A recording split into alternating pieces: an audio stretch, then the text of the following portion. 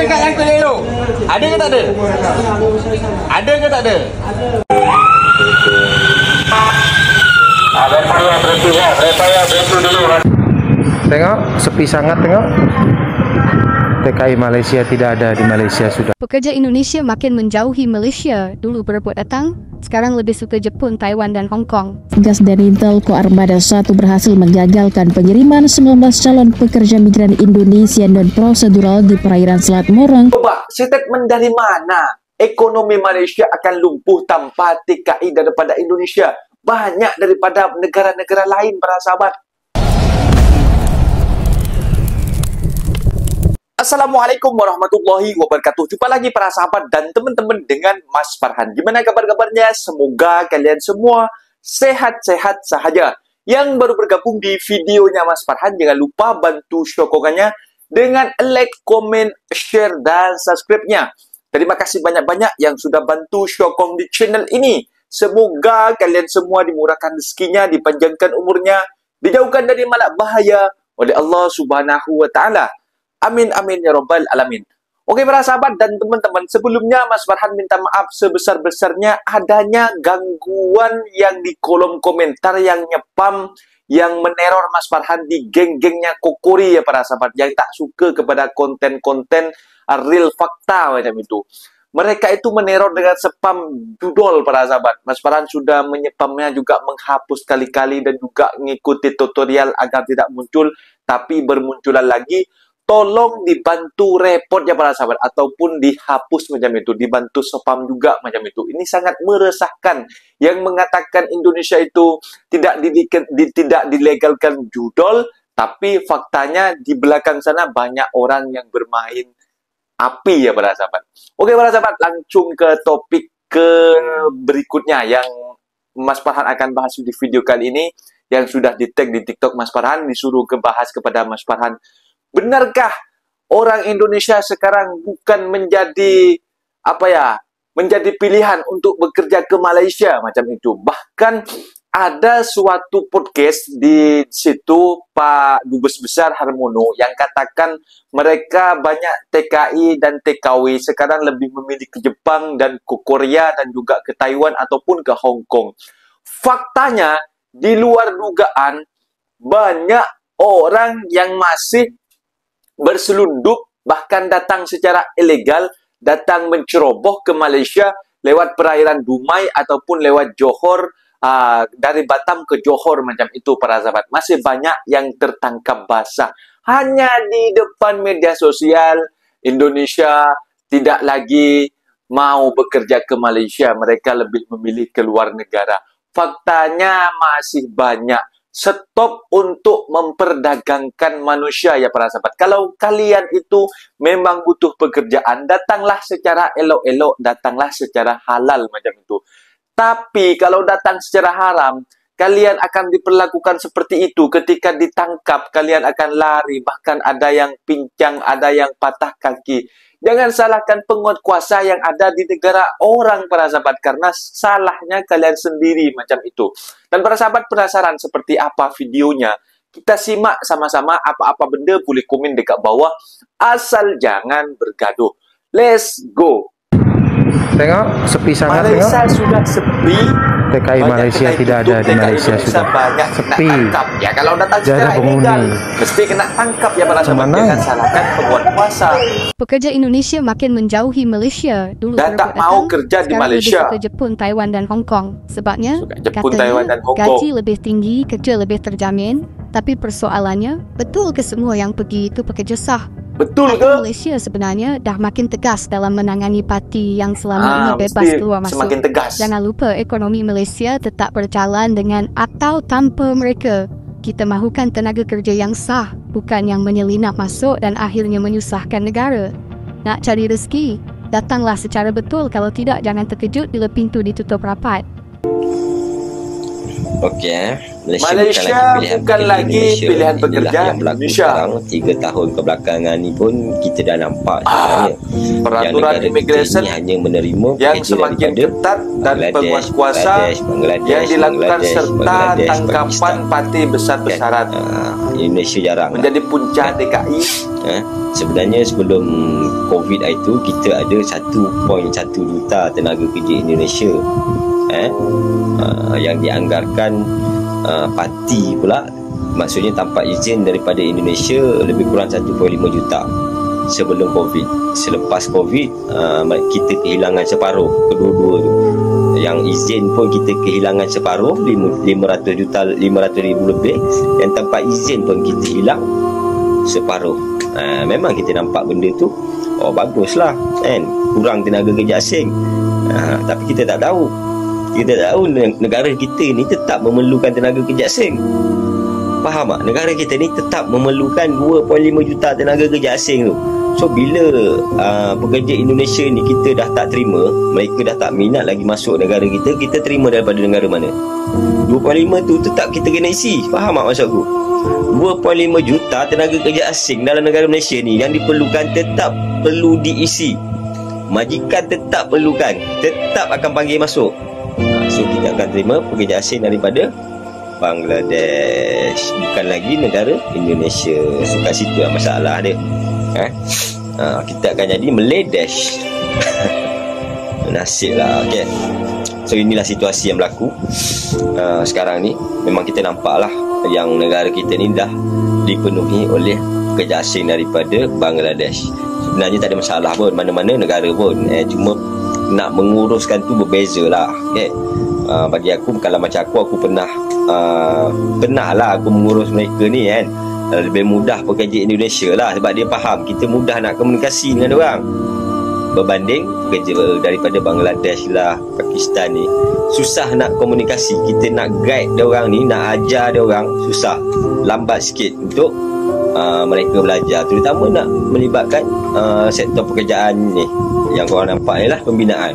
Okay. Sebab mereka bukan datang daripada negara sana tu, negara sumber dia orang tu. Ada yang tak pernah bekerja pun, ada tak pernah bekerja pun dalam sektor tu, tiba-tiba datang sini pegang benda-benda macam tu. So kita nak kena ajar dia. Bila tak faham cakap Melayu, cakap Malaysia, susah lah kita nak ajar. So dia akan timbul benda-benda macam tu lah. Okay. Sekarang untuk kita berkomunikasi, nak menguruskan mereka jadi pekerja susah. Okay. Dia timbul masalah macam tu. Tak ada masalah pun pekerja asing daripada negara mana pun, tapi majoriti majikan memilih tenaga kerja asing daripada Indonesia sebab mudah. Kau nak bagi arahan mudah, kau keluarkan arahan pun dia orang boleh baca, boleh faham. Tiba kau keluar arahan dekat Volker daripada Bangladesh ni, mampu tak erti nak baca betul? Susah betul. Susah. So sebab itu pentingnya kita menjaga hubungan baik antara Malaysia dan Indonesia. Okey. Tahniah immigration habis bintang.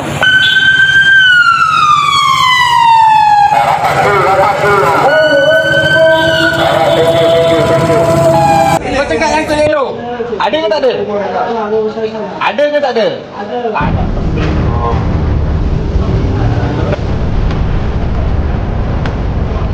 Mari.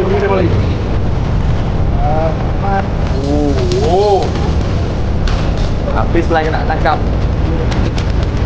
Itulah kalau datang secara malam kena tangkap perang depan.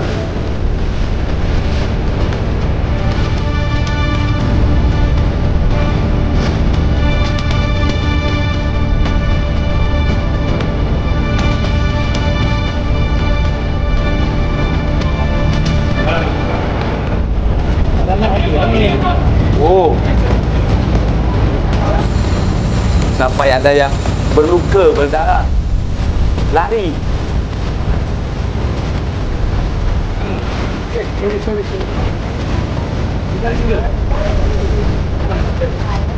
Tadi kan? Tengok. Tangkap orang lari.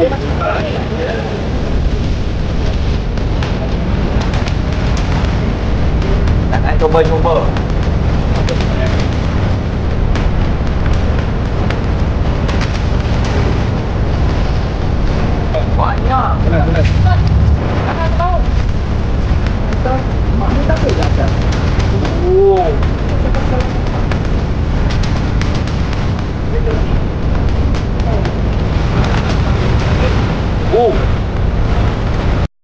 Oh.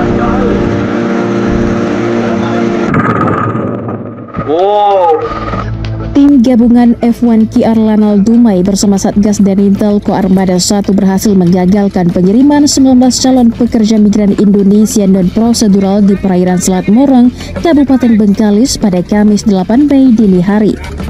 Aksi kejar-kejaran di laut sempat terjadi hingga petugas berhasil melumpuhkan mesin kapal pelaku.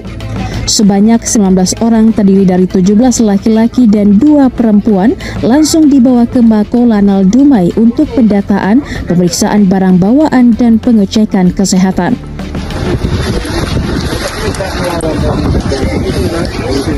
Dua orang yang diduga sebagai pelaku tindak pidana penyelundupan manusia turut diamankan.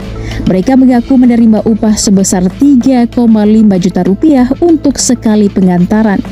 Sementara itu, para PMI ilegal diserahkan kepada BP3MI Riau untuk proses lebih lanjut. Sedangkan 2 pelaku diserahkan ke Polda Riau. Tujuan Malaysia dan mengamankan 2 orang diduga pelaku tindak pidana penyelundupan manusia (TPPM) di perairan Selat Morong 4, Kabupaten Bengkalis, Provinsi Riau. Upaya ini menjadi bukti komitmen petugas dalam memberantas tindak pidana perdagangan manusia di wilayah perairan Riau. Nah, itu dia para sahabat dan teman-teman video yang sudah kita simak. Nah, tengok Malaysia sudah sepi karena yang sepi itu banyak yang dioperasi oleh penguat kuasa di Malaysia karena tidak mempunyai dokumen yang lengkap duduk di negara orang para sahabat. Makanya sekarang banyak orang yang kena razia, kena tangkap. Dan ada statement di situ, bahkan di podcast di Dubes Duta Besar Indonesia yang ada di Malaysia, Bapak Harmono. Kemarin Mas Farhan juga tengok.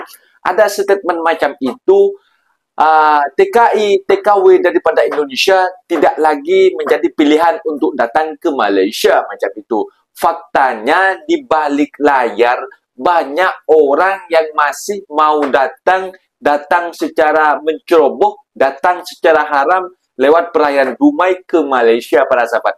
Itu menandakan semacam fakta ya, fiktif saja para sahabat, hanya berlakon saja ya para sahabat. Faktanya banyak orang daripada kita itu yang kesusahan mencari kerja di negara sendiri, bahkan mereka datang secara haram ke negara orang para sahabat, ke negara Malaysia macam itu.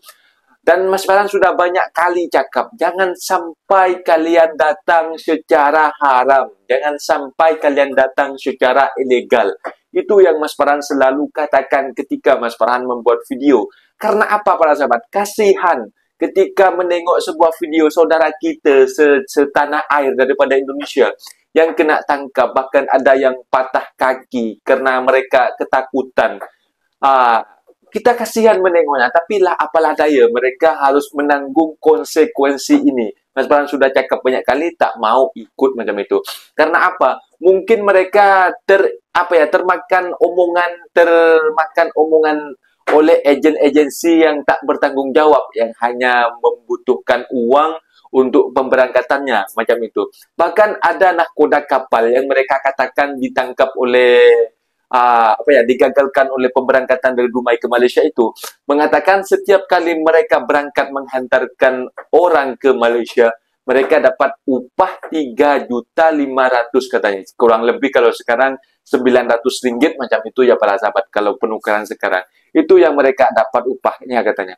Dan mereka hanya mengantarkan saja, setelah sampai Malaysia ya terserah macam itu para sahabat, mau dikejar polis, mau dikejar imigrasi ya terserah macam itu. Karena mereka hanya membutuhkan tambang pembayaran saja macam itu para sahabat. Maka dari sekali lagi Mas Farhan sampaikan, jangan datang menceroboh, jangan datang secara haram mungkin. Mungkin videonya sampai di sini para sahabat dan teman-teman. Apabila ada kata benda yang silap, Mas Farhan minta maaf sebesar-besarnya. Mohon dibenarkan di kolom komentar. Mas Farhan undur diri. Assalamualaikum warahmatullahi wabarakatuh.